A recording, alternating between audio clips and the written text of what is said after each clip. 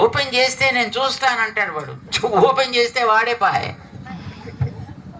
వాడు ఉండగానే పాయ. చేత ఎప్పుడు దేవుడు లేడు అని అనకండి.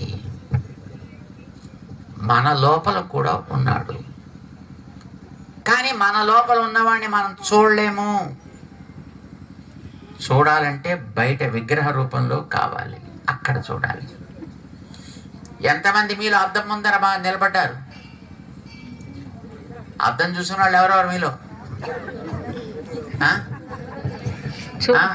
చాలా సార్లు చూస్తారేమో అందరూ చాలా సార్లు చూస్తారేమో సార్. అద్దం చూడని వాళ్ళు ఎవరైనా ఉంటారా? అందరూ చూస్తారు. ఏం కనిపిస్తుంది అద్దంలో? ప్రతిబింబం, మన రూపం. మీరే కనిపిస్తారు. అయితే మనం దాని ముందర ఏడు మొహం పెట్టి నిలబడ్డాం అనుకోండి, ఎలా కనిపిస్తుంది? అది ఏడు మొహాన్నే చూపిస్తుంది. నవ్వు మొహం పెట్టి నిలబడితే అదే చూపిస్తుంది. ఏడు మొహం పెట్టి నిలబడి చీప్ పాడద్దని నా మొహాన్ని ఏడు మొహంలో చూపిస్తుంది అని దాని మీద కోప్పడితే తప్పెవరిది? అద్దందే.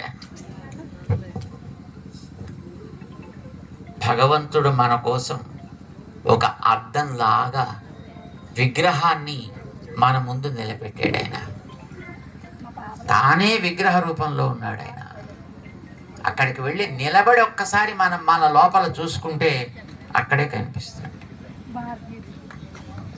దేవుడి దగ్గరికి వెళ్ళినప్పుడు ఏమంటారు? ఎలా ఉండాలి? దేవుడి దగ్గర వెళ్ళి దేవుడి దగ్గర నిలబడ్డప్పుడు మీరు ఏం చేస్తారు? వెళ్ళగానే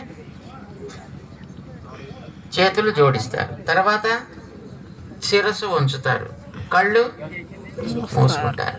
కాబట్టి తెలియని వాళ్ళు కొంతమంది అంటారు, దేవుడి దగ్గర అంత దూరం వచ్చి కళ్ళు మూసుకోవడం ఏమిటయా పిచ్చోడు? ఉన్నంతసేపు హాయిగా కళ్ళు తెరిచి చూడు అంటే, పిచ్చోడా, కళ్ళు తెరిచి అక్కడ చూడడానికి రాలేదు. నువ్వు ఎక్కడ చూడడానికి వచ్చావు? ఇక్కడ చూసుకోవడానికి వచ్చావు. ఇక్కడ దిద్దుకోవడం కోసం వచ్చావు. నువ్వు అద్దం ముందర నిలబడి అద్దాన్ని దిద్దుతావు. నువ్వు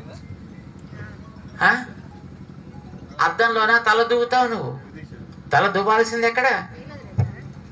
ఇక్కడ. బొట్టు పెట్టాల్సింది ఎక్కడ? ఇక్కడ. పౌడర్ రుద్దాల్సింది ఎక్కడ? ఇక్కడ. కనిపించేది అద్దంలో, దిద్దుకోవలసింది ఇక్కడ. ఆలయానికి మనం వచ్చేది అది ఒక అద్దంలాగా. ఆయన మన కోసం నిలబడితే అక్కడికి వెళ్ళి చేతులు జోడించి శిరస్సు వంచి కనులు మూసి ఆ రూపమే ఇక్కడ ఉన్నావు, ఉన్నావు నువ్వు నాకు ఇక్కడ చెక్ చేసుకోవడానికి. మళ్ళీ ఒక్కసారి కళ్ళు తెరిచి చూడండి, మళ్ళీ మ్యాచ్ ఇది అది ఒకటే కాదా మళ్ళీ చెక్ చేయండి. మళ్ళీ ఒకసారి కళ్ళు మూసి మళ్ళీ నమస్కారం పెట్టుకోండి. మళ్ళీ ఇదే మనం చేస్తాం అక్కడ. పాపం మనకి తెలిసిన వాళ్ళు తెలియని వాళ్ళు కూడా ఇదే పని చేస్తారు. కానీ తెలుసు అనుకునే ప్రబుద్ధులు కొందరు అంటారు, అక్కడికి వెళ్ళి కళ్ళు ముయ్యకూడదు. ఆయన కళ్ళు ముయ్యిపోతే నీకు లోపల ఎలా కనిపిస్తాడు? ఆయన ఉన్నాడు. స్వామి ఇక్కడికి వచ్చి మన వేదాద్రి మీద నిలబడి తన భక్తుల కోసం నేను ఏమైనా చేస్తా. ఆవేళ అసలు అవతారం ఎత్తిందే తన భక్తుడు ప్రహ్లాదుడి కోసం కదా. తన్ని తిడితే ఆయనకేం కోపం రాలే, కానీ ప్రహ్లాదుడిని చేస్తే కోపం వచ్చింది. భక్తుడికి ఏమైనా కలిగిందంటే ఆయనకి బాధ కలుగుతుంది, భక్తుడికి సుఖం కలిగితే ఆయనకి ఆనందం కలుగుతుంది.